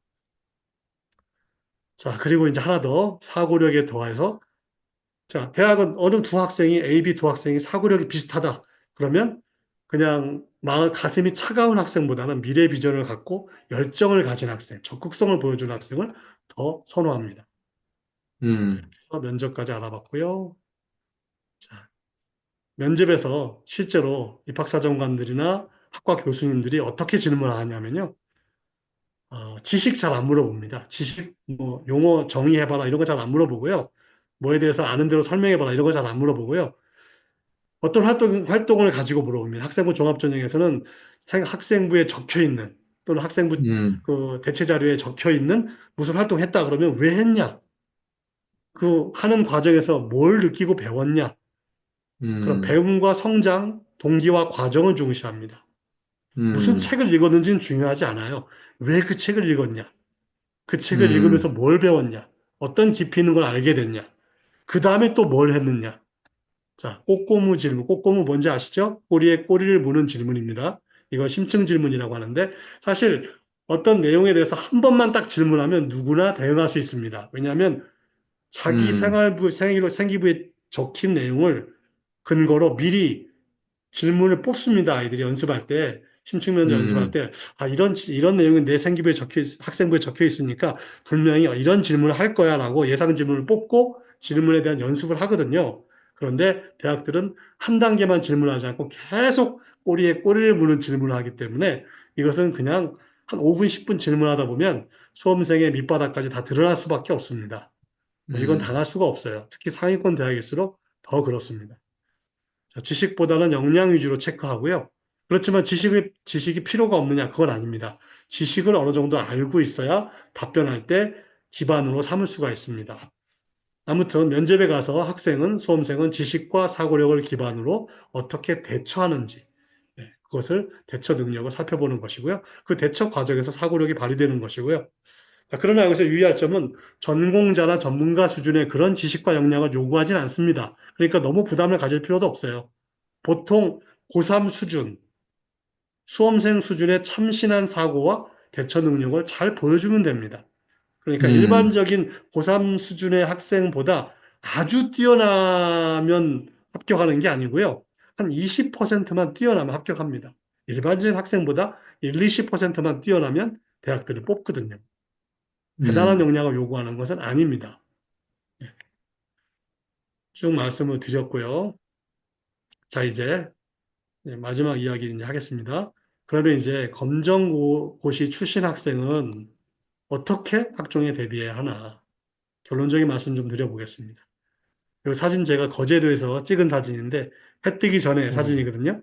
배 한 척이 오, 외롭게 가고 있죠. 네. 아마 검정고시 출신 학생을 이 배에 비유하면 좋지 않을까요? 조금 있으면 음, 해가 뜰 것이고 밝아질 것입니다. 지금은 아직 어둡지만 네. 음, 각종 무엇을 어떻게 준비해? 굉장히 난감하죠. 자, 그렇지만 준비할 수 있습니다. 일단 불리합니다. 학생부가 없고 일반고 대비해서 기록도 부족하고 음, 그렇지만 유리한 점도 있습니다. 뭐가 유리할까요? 보통 대안학교에 재학 중인 학생들은 좀 더 진취적인 학생들이 많습니다. 제가 알고 있기에 도전 정신이 더 음, 있고요. 그 다음에 대안학교라는 걸 선택하기까지, 물론 부모님의 의지도 있었겠지만 본인의 의지도 있거든요. 나는 일반 음, 학교보다 학교 그만두고 일반 학교 가지 않고 여기 갈 거야라는 자기 주도성이 작용했다고 볼 수 있습니다. 또 일부 음, 학생들은 학교 생활 과정에서 어려움을 겪을 학생도 있어요. 역경 음, 극복의 경험을 가지고 있는 학생도 있습니다. 자, 이런 특성들은 굉장히 일반 학교 대비 유리한 특성입니다. 이걸 잘 살린다면 사실은 좋은 대비를 할 수 있습니다. 자, 그렇기 음, 때문에 학종에 대비하려면 전략을 세워야 됩니다. 전략은 크게 두 가지죠. 첫 번째는 학생부 대체 서류와 활동 증빙 자료의 기록 방향성에 대해서 미리 설계해야 됩니다. 원서 음, 놓고 막 그때 가서 어떤 서류를 낼까 그때 가서 방향 정하면 이미 늦은 겁니다. 그게 아니고 학생이 만일 18살 후반에 또는 19살 후반에 입시를 치를 거다. 그렇다면 음, 적어도 17살 초반, 중반, 늦어도 18살 초반에는 학생부 내가 앞으로 지원을 할 때, 1년 후, 2년 후에 학종에 지원할 때 어떤 내용, 어떤 기록, 어떤 방향성으로 내 기록을 체계화시킬 거야라는 전략을 미리 세워야 되는 거예요. 미리 설계해야 되는 음, 거예요. 그러려면 당연히 진로 방향도 정해져야겠죠. 음, 그 다음에 두 번째, 지속적인 훈련을 통해서 사고력을 충분히 향상시켜야 합니다. 기록이 아무리 좋아도 그 기록에 부합되는 사고력을 갖추고 있지 못하면 안 뽑습니다. 음, 심층 면접에서 수준 높은 역량을 보여주기 위한 전략이 필요한 것이죠. 사고력 향상 그 교육을 받아야 합니다. 제가 볼 때 에리스 학교의 교육 과정에서 여러 가지 활동들 제가 충분히 보진 못했지만 사고력을 향상시키는 데 도움이 될 만한 그런 활동들을 어느 정도 하고 있는 것으로 알고 있고 앞으로도 더 강화시킬 수 있겠죠. 음, 마지막 말씀입니다. 준비를 잘하기 위해서는 제일 먼저 전략이 필요하고요. 전략에 따라서 계획을 세워야 하고요. 그 다음에 적어도 1년, 2년 시간 투자가 필요하고 그리고 계획을 세웠으면 그 계획을 충실히 노력해서 실천해야 하고요. 그 다음에 이 모든 것들 하는 과정에서 적절한 맞춤형 지도가 필요합니다. 학생부 음, 종합전형은 적절한 지도가 없으면 방향을 잃기 쉽습니다. 음, 지도가 필요하다는 거 말씀드릴 수가 있습니다. 자, 이렇게 대비하면 되지 않을까 싶습니다. 음, 자, 이제 대학 입시를 치르기 위해 어떤 전형으로 지원할 것인지에 대한 정답은 제가 여러 가지 말씀을 드렸지만 사실 정답은 딱히 사실 없습니다. 음, 시간이 좀 더 흘러봐야 학생 스스로가 자기 자신의 역량과 자기 자신의 진로 방향성에 대해서 어느 정도 명확하게 자기 정체성을 세워가는 과정에서 이것도 확실해지는 겁니다. 음, 그러나 한 가지 분명한 것이 있는데요. 대학들은 어떤 전형으로 학생을 뽑든지 결국 종합전형이든 교과 전형이든 논술 전형이든 어떤 전형이든 대학들이 원하는 건 사고력이 뛰어난 학생을 뽑기 원한다는 변함없는 사실입니다. 음, 그렇기 때문에 내가 어떤 쪽으로 진로를 정할지 무슨 활동을 할지 아직 모르더라도 사고력을 높이기 위한 활동은 꾸준히 해야 되는 것이죠.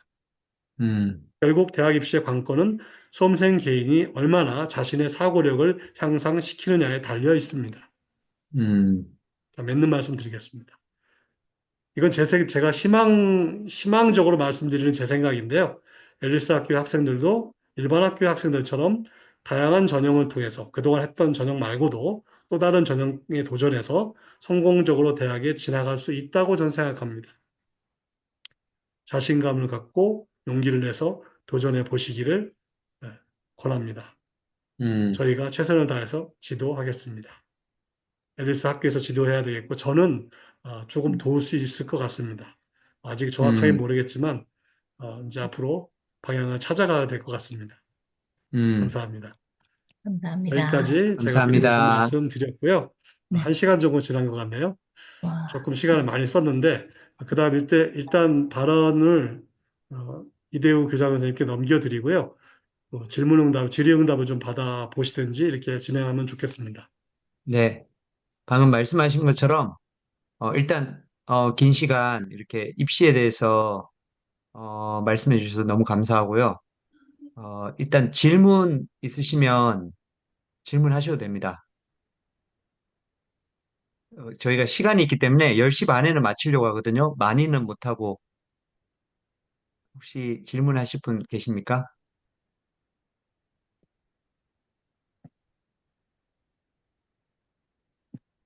예, 원래 이렇게 많은 데서 질문하라 그러면 잘 안 하시는데 혹시 나중에라도 궁금하신 게 있으시면 저희한테 좀 알려주시거나 하면 그런 내용으로 조금 설명회를 하든지 아니면 좀 개인 상담의 기회를 마련해 드리든지 할 수 있습니다. 혹시 어, 제가 잠깐 질문해도 될까요? 네네. 네네. 아유, 너무 상세하고 유익한 그 설명 감사드립니다. 하나 궁금한 것은, 아마 각종 전형에 따라서 학생들이 고등학교 1학년 때 준비 과정을 가질 것 같아요. 그러니까 아까 음, 말씀하신 대로 이게 원서를 쓸 때는 이미 늦었고 1학년부터 체계적으로 준비를 해야 될 것 같은데 각 전형에 따라 또 준비하는 과정들이 다 다르잖아요. 그러면 예, 예를 들면 학생부 종합전형이 지금 말씀하신 것처럼 최근에 대한학교에서 굉장히 유리한 전형이다라는 이야기가 나올 정도로 일부 대안학교는 이런 쪽에 굉장히 많이 치중을 하시더라고요. 그래서 네. 만약 학생들이 학생부 종합전형을 어, 계획하고 있다. 그러면 1학년 혹은 뭐 빠르면 중3 과정에서 어떤 것부터 처음 시작을 해야 될까요? 제가 말씀드리면 되나요? 네네. 예, 예.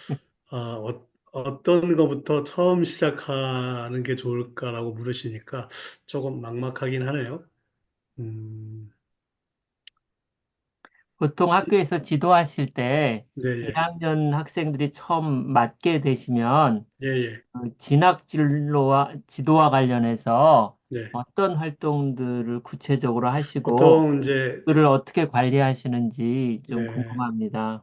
일단은 고1 단계, 그러니까 17세 고1 단계에 처음 입학한 학생들에게 제일 많은 시간을 자율활동이든 진로활동이든 통해서 제일 많은 시간을 할애해 주는 게 그 자기 자신을 알아가는 시간, 예, 그러니까 진짜 어두워질 그 때 본인이 가장 어떤 재능이 있고 어떤 분야에 관심을 갖고 있고 또 실제로 대학에 가면 또 사회에 진출하면 어떤 학문 분야와 그다음에 진로 분야가 있는지 직업들이 있는지 이런 거에 관한 정보나 진로 탐색을 많이 시킵니다. 음, 그리고 이제 학생 개개인이 어떤 사고력 특성이 있는지 뭐 이런 것들을 좀 각종 검사도 하고요. 그 성격 검사나 또는 진로 적성 검사나 이런 것들을 하거든요. 그리고 사실은 1학년 때부터 바로 너는 논술이 유리해, 뭐 너는 학생부 종합이 유리해, 그렇게 바로 얘기하진 않습니다. 음, 적어도 음, 어, 종합 전형이 유리한지, 교과 전형이 유리한지, 또는 기타 다른 전형이 유리한지, 뭐 정시가 유리한지에 관한 판단은 그렇게 빠르지 못하고요. 적어도 고1 정도는 지나야 고1 정도가 맞춰질 때쯤에 좀 드러나는 편입니다. 내신도 어느 정도 1학년 1학기, 2학기 내신이 점수가 나오고 평균 등급도 나오고 또 수능 모의고사도 몇 차례 치잖아요. 이 학생이 모의고사에 대한 적응력은 수능에 대한 적응력은 어느 정도 있는지, 또 내신 성적은 어느 정도가 성취하는지, 또 기타 다른 사고력들은 각각의 과목이나 탐구 활동이나 이런 기타 교내 대회나 이런 활동들에서 얼마나 발휘되었는지 이런 것들을 쭉 보고 담임 교사나 또는 진로 지도 교사가 그런 상담을 통해서 조언을 해줍니다. 네.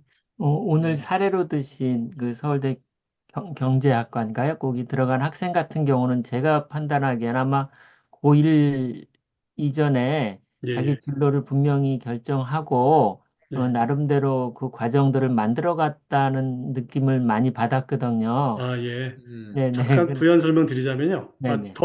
질문이 아직 끝나지 않으셨으면 더 네, 말씀해 주십시오. 아닙니다. 네네. 그래서 혹시 일반 학생들에 대한 지도도, 그런 것을 이렇게 잘 지원할 수 있도록 예, 하고, 일반 학교에서 하고 계신지 그게 궁금했습니다. 그래서 각 예, 학년 단계에서 1학년 때, 2학년 때, 혹은 3학년 때 예. 단계별로 어떤 지원들을 일반 학교에서는 하고 계신지, 예, 아, 일반 그게, 예, 고등학교에서요. 네네네. 그게 좀 일반고에서는 궁금했습니다. 이제 고등학교 1학년 때 담임교사와 진로 담당 교사 또는 그 그 역할을 맡으신 분들이 역할이 좀 크고요. 그다음에 이제 교과 선생님들도 여전히 중요합니다. 왜냐하면 여러 교과가 있지만 특히 그 학생이 역량을 잘 보이는 교과가 있을 수 있고 특정 과목을 꽤 다 좋아하고 잘할 수 있잖아요. 그럴 때 그 교과를 지도하는 선생님은 대상 학생에 대해서 잘 면밀히 관찰하고 조언도 해주고 너는 이 방향에 재능이 있는 것 같다 이런 얘기도 해주고 하거든요. 그래서 담임교사, 진로 담당 교사, 진로 지도를 담당하는 교사들이 일반기 고등학교에 다 배치되어 있습니다. 그 다음에 교과 교사 또는 진로 쪽을 진로 진학을 컨설팅 해주는 팀도 존재합니다. 일반 고등학교에는 보통 여러 명으로 구성된 그런 팀들이 다 있고, 저도 그런 팀의 구성원이었고, 그런 팀도 있기 때문에 수시로 한 달에 뭐 한 번 또는 분기에 한 번 정도 행사를 열어서 계속 진로 관련 상담, 자신의 어떤 그 장점을 파악하는 그런 상담 기간을 두고 있습니다. 그리고 아까 그 보낸 학생 예시를 들어드렸는데 그 학생 사실은요, 1학년 들어왔을 때 그 학생은 중학교 내신이 10%대 학생이었어요. 1등으로 들어온 학생도 아니었고요. 그 학생은 1학년 때 제가 뭘 했는지 자세히는 모르는데 1학년 때는 영어 수학을 완벽하게 하기 위해서 에너지를 많이 쏟은 걸로 알고 있습니다. 어찌 보면 그 학생은 네. 1학년 때는 진로 탐색을 위해서 그렇게 많은 활동을 하지 않았던 걸로 제가 기억하고 있고요. 오히려 이제 2학년 들어가면서 본격적으로 진로 탐색을 했고요. 그래서 2학년 때 아마 상경 계열 내지는 사회과학 계열로 가겠다라고 그렇게 마음을 정했고, 제가 이제 경제라는 과목을 2학년 때 그 학생을 가르쳤는데, 그 학생이 제 과목을 수강하는 과정에서 상경 계열로 가겠다라고 방향을 정했고요. 그 다음에 3학년 때 제가 담임을 맡았는데, 3학년 1학기 5월경에 학과를 정했습니다. 네. 처음에는 경영학에 더 관심을 가졌었는데 자신의 사고 특성이 경영학보다는 경제학에 더 맞는 것 같다라는 걸 확신하게 된 게 대략 한 5월 달이었던 걸로 제가 기억을 합니다. 심지어는 네. 서울대를 간 학생조차도 1학년에서 2학년, 3학년이 올라가면서 점점 분명해지는 것이 음, 현실이고요. 그리고 일반 고등학교들은 대체로 학생부 종합전형 같은 경우에는 1등급에서 3등급 대 학생들이 실제로 지원을 하거든요. 음, 그러면 그 학생들의 비율은 어느 정도 되냐면요. 1등급 대학생, 2등급 대학생, 3등급 대학생의 인원 비율은 대략 인원 비율은 대략 한 15% 내지 음, 18% 정도, 20%가 채 안 됩니다. 음, 그러니까 내신 성적 전 과목이 1학년부터 3학년까지 전 과목이 1등급인 학생이 1.0이잖아요. 네. 그리고 전 과목이 4등급인 학생이 4.0인데 만약에 4.0인 학생 중에 한 과목이라도 3등급이 하나 들어있으면 3.9 얼마 나오겠죠? 그래서 1.0부터 3.9까지의 학생들이 대략 한 전체 전체 인원의 한 18% 정도. 좀 적은 학교는 15% 정도밖에 안 됩니다. 만약에 한 학년 학생이 뭐 100명이다 그러면 20명도 채 안 되는 거죠. 한 학년이 음, 300명이다 그러면 한 뭐 50명대 그 정도밖에 없거든요. 그래서 실제로 학생부 종합전형을 지도 대상으로 삼는 인원은 대략 그 정도입니다. 어느 고등학교든지 간에 대략 음, 한 10에서 20% 정도의 학생들이 학생부 종합전형의 지도 대상이에요. 근데 그 학생들 중에 다 학생부 종합전형 하는 게 아니거든요. 그 네. 아이들 중에 수능 대응력이 좋은 학생들은 또 정시 보는 아이들도 있고요. 그 아이들 음, 중에 나는 등급은 좋지만 종합전형을 준비하기 위해서 많은 활동을 하고 많은 그 신경을 쓰는 게 너무 피곤하고 힘들어. 나는 그냥 내신 성적 자체에 치중할 거야. 이런 학생은 교과 전형을 선택을 음, 하거든요. 음, 특히 1학년 때부터 이것저것 활동을 하다가 스트레스를 많이 받는 학생도 있습니다. 그런 학생들은 차라리 내신 관리만 잘해서 교과 전형으로 응시할 거야. 이런 학생도 있기 때문에 그래서 어, 제가 말씀드린 1에서 3등급 때까지 약 18%, 20% 정도의 학생들이 다 종합 전형 한다고 볼 수는 없습니다. 네. 그중에 일부가 종합 전형 하고요. 또 일부는 수능 올인도 하고요. 또 일부는 교과 전형 하기도 하고 그렇고요. 논술 같은 경우에는 성적 상위권에서보다는 성적 상위권을 살짝 벗어나서 많이 하는 경향이 있습니다. 음, 왜냐하면 논술의 교과 성적이 안 들어가는 대학이 많다 보니까 음, 4등급 때, 5등급 때 학생들도 논술에 도전 많이 하고요. 그런데 문제는 실제로 4, 5등급 학생들이 논술 합격자가 거의 안 나옵니다. 음, 논술 합격자들은 보통 2, 3등급에서 많이 나옵니다. 음, 4, 5등급에서는 제가 별로 못 봤어요. 드물게 보긴 하는데 그렇게 흔한 경우가 아닙니다. 일반 기고등학교에서는. 물론 음, 특목고라든지 뭐 자사고라든지 지역 명문학교, 비평준화 명문학교 같은 데서는 4등급, 5등급, 6등급이어도 논술 합격자 나오죠. 나오는데 일반고를 기준으로 말씀드리면 보통 논술에서 측정하는 사고력이나 아니면 여러 가지 활동에서 나타나는 사고력이라 사고력의 본질이 비슷하다 보니까 결국은 2, 3등급 때 아이들이 어, 논술을 봐도 잘하더라고요. 네. 아유, 네, 저도 자세한 답변 질문이 있는데요. 감사드립니다.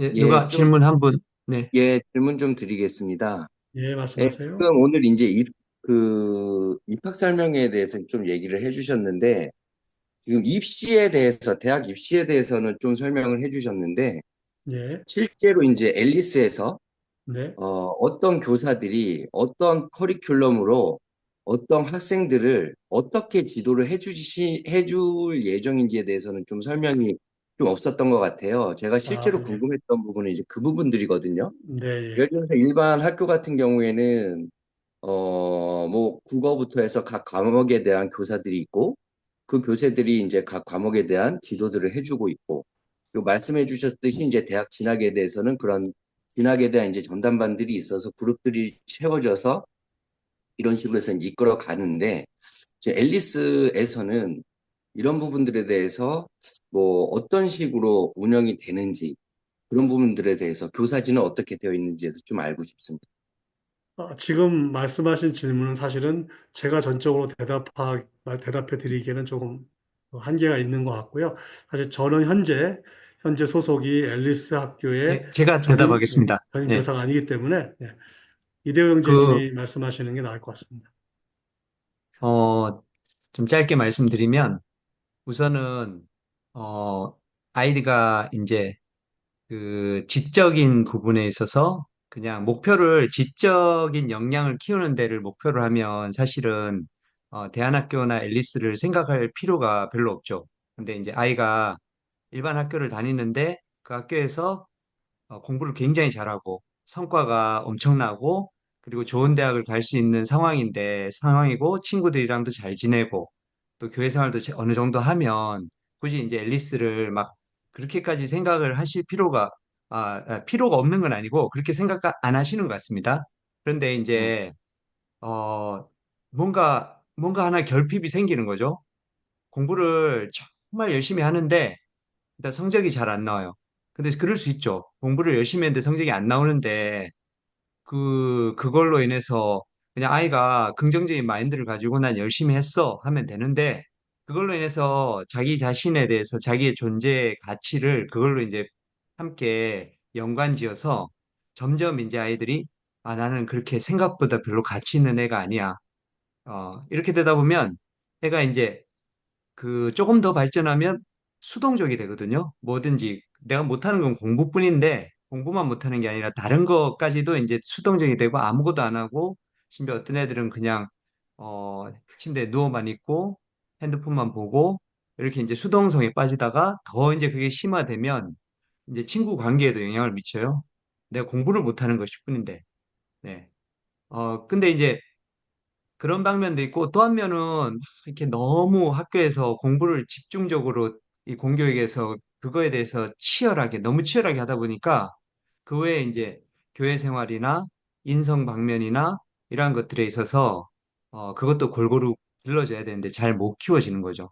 그래서 저희가 사실은 이 대안학교에서는 우리의 목표가 완전히 아이들의 지적 역량을 키우는 게 목표가 아니라 어, 이 골고루 가장 중요한 게 인성, 사람의 그릇을 만들어야 됩니다. 아까 나왔듯이 성실하고 진실하고 그리고 다른 사람을 배려할 수 있고 다른 사람과 어우러져서 함께 의사소통할 수 있고 사실 이런 능력이 되게 중요한데 그러한 능력을 키우고 그리고 난 뒤에 이제 사고력, 형제님 얘기해 주셨는데 사고력을 키울 수 있게 독서를 하고 발표를 하고 자기 했던 것들을 매일 이렇게 정리를 하고 다른 사람들에게 제시하는 이런 훈련을 계속 시키고 있거든요.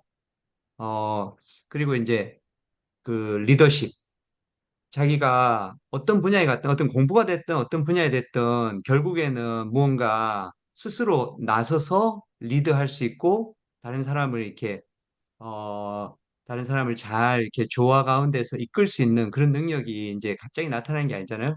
그런 걸 이제 저희가 집중적으로 하고 있습니다. 그러다가 사실은 이제 저희뿐 아니라 모든 대안학교에서 공통적으로 그 가진 당면한 문제가 뭐냐면 계속 이렇게 좋은 활동을 해오고 있어요. 완전히 아이를 전인 교육하는 활동을 하고 있는데 얘가 사고력이 좀 괜찮은 애가 이제 고등학교를 딱 가는 순간 어떻게 되냐면 아까 형제님께서 말씀하신 것처럼 학생부 종합전형이 굉장히 유리하거든요. 학생부 종합전형이 아까 90% 뽑고 교과전형은 거의 안 뽑는다 했는데 학생부 종합전형은 검정고시 출신이 거의 이제 합격을 할 수 없다 이런 얘기가 있고 그러다 보니까 애들이 다 이제 학생부 교과 전형에서 검정고시 성적과 수능 최저 한 두세 과목을 맞춰서 하는 걸 하고 있습니다. 그거는 어 저희가 이제 그러한 종합 전형을 시도하고 싶은데 경험도 부족하고 어떻게 해야 될지도 모르겠고 사실 그런 상황이었습니다.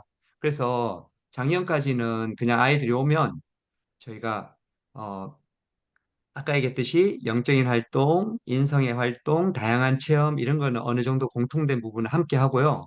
그리고 아이들이 검정고시를 최대한 빨리 100점을 맞고 그리고 수능의 최저 등급을 두세 과목 준비해서 맞추는 정도로 이제 저희가 지도를 하고 있었는데 근데 이게 그동안에 있는 해왔던 그 많은 다양한 활동을 딱 하고 수능에 이제 몰입하는 순간 어떠냐면 활동에는 문을 닫고 앉아서 이제 공부만 해야 되거든요. 그게 저희가 사실 큰 딜레마를 갖고 있었습니다. 그리고 그렇게 해봐야 이제 서울권에 있는 대학에서는 받아주지도 않고요. 그랬는데 저희가 이 유시호 형제님을 만나고 형제님이 정말 경험이 많으시잖아요. 이게 대안학교에는 어, 이 사고력이 정말 깊은 아이들이 있거든요. 사고력이 깊은 아이들이 왔을 때 고등학교 1학년 때부터 이걸 준비해 볼 수 있습니다. 학생부 종합전형에는 수능도 반영이 안 되고 그리고 이제 학업 역량이라고 했는데 저희가 뭐 검정고시로 우수한 평가는 받지는 못하겠지만 그걸로 한 보통 정도 받고 나머지 정말 이 아이들을 돋보이게 할 수 있는 것을 활동을 하고 그 기록을 하면 아이들이 가능성이 좀 많이 있을 것 같다는 얘기를 했었고요. 우리의 목표는 한두 명이라도 일단 진짜 사고력이 뛰어난 아이들을 데리고 샘플을 한번 만들어 보자라는 얘기를 나눴습니다. 그 음, 혹시 화성의 최충식 현재님 그 자녀가 진로가 어떻게 되는지에 따라 그 방금 하신 진로에 따라 저희가 이 진로에 따라 아이들의 그 고등학교의 생활 패턴이 다 다르거든요. 음, 그래서 그 뭐랄까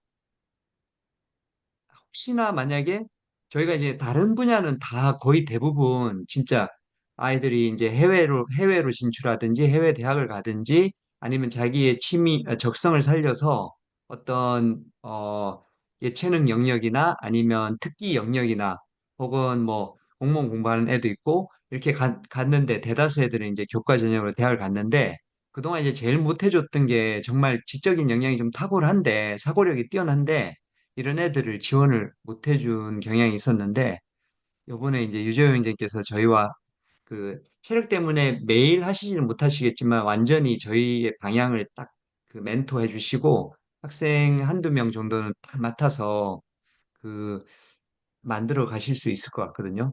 그래서 음. 그런 식으로 제대로 된 답변이 있는지 모르겠습니다. 네, 네, 지도하고 형제님, 있습니다. 예, 설명 감사드리고요. 그러면 네, 한 면에 있어서는 이제 자녀가 대학 진학을 한다고, 네, 목표로 한다고 했었을 때, 그리고 네, 한 면에서는 뭐, 저도 느끼고 있는 거는 솔직히 이제 형제님께서 말씀해 주신 대로, 네, 아이가 대학 진학을 목표로 한다 그러면 저는 앨리스 쪽으로 가는 부분에 있어서는 그렇게 네, 하지 않는 상태고, 근데 네, 만약에 그 부분을 고려한다고 했었을 때 영적인 부분이라든지 자신이 네, 뭔가 스스로 자기 주도적으로 하는 거, 사고력 그런 것들을 네. 하는 데 있어서는 학교에 있는 그러한 뭐 정규화된 어떠한 그런 고정적인 교육 방식보다는 이러한 활동들이 더 대안학교의 이런 활동들, 앨리스의 활동들이 좋다고는 생각을 하고 있어요. 네, 이제 한 면에서는 학부모로서 이제 대학 진학에 대해서도 정말 큰 고려를 하지 않으면 안 되기 때문에 그러면 네, 한면에서는 그럼 동시에 대해서는 예를 들어 수능에 대해서는 어떤 부분에서는 좀 이제 앨리스에서는 뭔가 지도를 해주고 그런 부분에서는 좀 어려움은 있을 거라고 생각이 드는데 맞나요? 네, 맞습니다. 그 네, 정시를 하려면 저희가 그 학교에서 사실은 이 정시나 아니면 수능이라는 과목 자체가 굉장히 엄청난 에너지가 들어가거든요. 거기에만 사실 학교 전체 에너지를 다 쏟아야 되는데 저도 이제 고등학교 고3 애들 영어를 지도하다가 와가지고 영어 한 과목만 보더라도 이 아이가 이제 1등급을 만들기 위해서는 엄청난 에너지를 거기에 다 쏟아야 되거든요. 음, 그래서 저희가 그런 부분에 있어서는 사실은 좀 약점이 있는 거죠. 와서 음, 만약에 못하는 건 아니에요. 지적 역량이 탁월하면 와서 이제 개인 과외도 하고 그다음에 뭐 저희가 이제 생활은 잘 잡아주니까 이번 방학에도 10시간 몰입 공부를 하고 아이들이 이제 스스로 공부할 수 있는 환경은 잘 만들어 주는데 우리가 잘 아는 것처럼 그 학원에 가서 막 밤 10시, 11시까지 뺑뺑이 돌리고 아이들 계속 그냥 그 어떻게 보면 저는 그렇게 얘기하거든요. 질릴 정도로 공부를 그냥 막 강요하고 경쟁에 몰아넣고 이런 분위기는 없습니다. 그렇기 음, 때문에 약간 아웃풋이 좀 떨어지죠. 거기에 비해서는 좀 떨어지는데 그런 면에서 사실 저는 학생부 종합 전형이 상당히 학생부 종합 전형뿐 아니라 논술도 사실 유정인 쌤이 논술도 지도를 많이 하셨거든요. 근데 아이의 사고가 남다르다면 그 논술 전형으로 또 사실 낮은 데서 높은 데 올라가는 경우를 매번 봤거든요.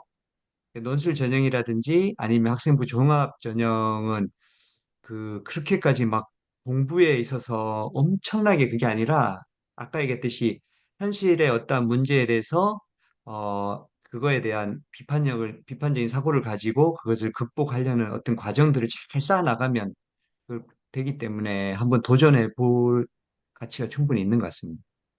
음. 네, 형제님 설명 감사드립니다. 네. 1분짜리 질문 하나 해도 되겠습니까? 예. 예. 거기 어휘력을 위해서 신문을 만약에 고등학생이 구독을 하려면은 사설을 볼 수 있는 좀 추천할 수 있는 물론 뭐 아무 신문이나 되지만은 좀 바람직한 물론 좀 사설을 볼 수 있는 신문이 있었으면 좀 말씀 좀 부탁드리겠습니다. 현재 말씀해 주십시오. 아, 저에게 물으신 건가요? 네. 네네. 글쎄요. 요새 그 언론 매체들이 너무 많기 때문에 그래도 저는 그렇게 생각합니다. 어느 특정 매체를 보는 것보다 어, 같은 사건을 같은 내용, 주제나 사건을 예를 들어 뭐 국민연금을 개혁한다, 연금 개혁이 화두의 주제로 떠올랐을 때 그게 이제 어떤 관련된 그 이슈가 있었어요. 사회적 이슈가 있었을 때 여러 신문들이 보도를 하는데 보도의 그 논조가 좀 다를 수 있거든요. 비슷하지만 또 다른 점이 있을 수 있거든요. 그래서 우리가 알고 있는 유력한 그 언론사들을 동시에 여러 개를 비교하면서 보는 게 좋지 않을까 이런 생각을 갖습니다. 특히 저는 사회교사이긴 하지만 우리나라 언론들이 기사나 논설이나 뭐 컬럼 같은 데서 그렇게 좋은 글들을 쏟아내고 있다고는 보지 않거든요. 어찌 보면 좋은 글들을 독해하려면 오히려 그 학자나 활동가들이 쓴 서적이 더 낫지 않을까. 네, 그런 생각을 갖고 있습니다. 책은 좀 추천할 수 있고요. 뭐 추천 도서 목록을 아마 앨리스 학교도 가지고 있을 거고, 또 제가 추천할 수 있는 책들을 거기에 추가할 수도 있을 거고요. 네. 특정 언론을 추천한다기보다는 여러 언론을 서로 다른 시각을 가진 언론들을 같이 균형 잡히게 보는 게 좋다라는 말씀 드리고 싶습니다. 비교하면서. 참.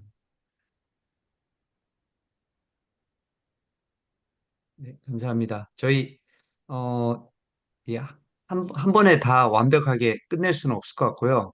저희가 기회가 되는 대로 요번에 총 세 차례에 걸쳐서 다방면에 이제 한 방에 우리 학교의 모든 것을 할 수 없었기 때문에 첫 번째 미래교육에 대해서 얘기했고, 그리고 두 번째가 이제 여기 대학 진학이고, 세 번째가 좀 취업을 고등학교를 통해서 이게 사고력이 안 되는 사고력보다 더 다른 게, 사고력이 안 된다 그러면 또 애들이 또 실망하기 때문에 사고력이 안 되는 게 아니라 다른 능력이 더 탁월한 애들이 있거든요. 그래서 그런 걸 좀 맞춰서 빨리 취업하거나 자기의 이제 다른 분야로 가는 그런 거에 대해서 세 차례 말씀드렸는데요. 저희가 다음에 또 기회를 마련하겠습니다. 그때 보시고 어, 또 참석하셔서 질문 답변을 많이 하시면 좋을 것 같습니다. 네.